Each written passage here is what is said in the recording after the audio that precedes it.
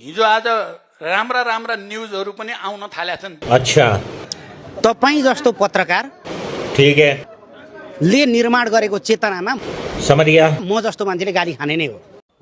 म जस्तो मान्छेले गाली खाने नै हो। मेरो सिम्पल कुरा त मलाई बताइदिन्छु। तपाईहरू जस्तो मान्छेले त सुसूचित गराउने हो क्या, कुसूचित गराउने होइन नि त। अब तपाईँलाई बालेन्द्र शाह नीति तथा कार्यक्रमको जवाफ दिन संसदमा उपस्थित हुनु भएन, तपाईँ यस्तो कुरालाई डिफेन्ड कहाँ गर्नुहुन्छ भने त्यहाँ लेखिएको छ आउन नसकेको अवस्थामा अर्कोमा नसकेको अवस्था भने के? अच्छा, नसकेको भनेको नचाहेको भने होइन नि त, आउन नसकेको अवस्थामा मतलब चाहेको भनेर तपाईले कसरी भन्न सक्नुहुन्छ त नि? जवाफ दिन सक्छ। अनि तपाईँले चाहिँ नसकेको नचाहेको होइन भनेर चाहिँ कसरी भन्न सक्नुहुन्छ? त्यो करायो दिमाग नभएर करायो, केही थाहा छैन त्यसलाई। बिस्तारै बडो रमाइलो लाग्न थालेको छ न्युजहरू हेर्दा। प्रतिनिधि हो, तपाईँ जस्तो मान्छेहरूको हातमा बुम भएपछि नि पटक पटक यो देश जल्छ। भनेपछि तपाईँले त मिडियामाथि ठुलो आरोप लगाउनु भयो। हेर्नुहोस्, यस्तो जे भयो सर्वोच्च अदालत, संसद भवन जसरी जले पत्रकारकै कारणले, मिडियाकै कारणले भन्ने कुरा गर्नुभयो। जिस राह पे तुम चल रहे हो बेटा, एक दिन बुरी तरह फंसोगे। तपाईँहरू जस्तो झोले पत्रकार हुँदासम्म चाहिँ यो समस्या रहन्छ। जस्तो झोले कार्यकर्ता हुँदाखेरि चाहिँ यो देश जल्छ क्या, बुझ्नुभयो? पक्नुहोस्, तपाईँको गेस्ट म, तपाईँलाई तपाईँको औकातमा ल्याउन खोजेको क्या, बुझ्नुभयो?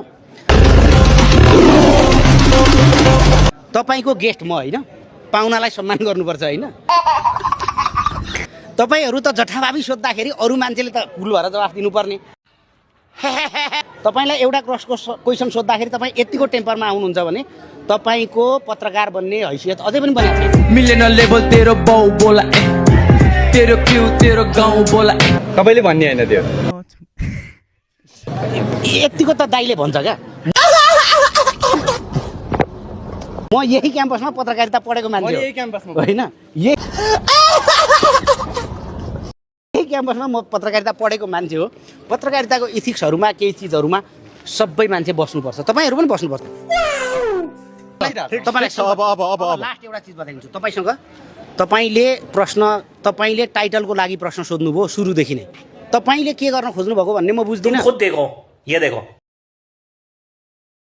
कस्ता कस्ता चिजहरूमा म अनुमान मिडियाका लागि चाहिने टाइटल कन्टेन्ट त हो नि, यसमा त कुनै दुई मत छैन नि।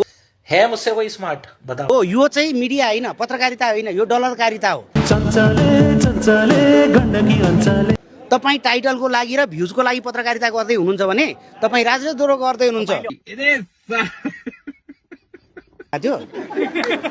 के खायो भनेको तपाईँले?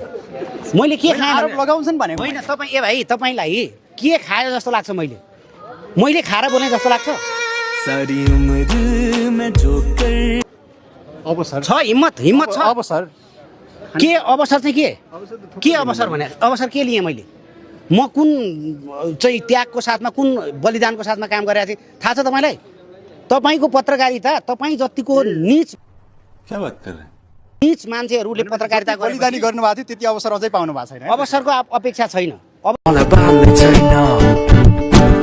अवसरको अपेक्षा छैन। म मेरो क्षमता, मेरो क्रिएटिभिटी, मेरो काममा हुर्केको मान्छे हो। म मेरो काममा अगाडि आएको मान्छे हो। मैले कहिले पनि अवसर लिनको लागि काम गरेको छैन।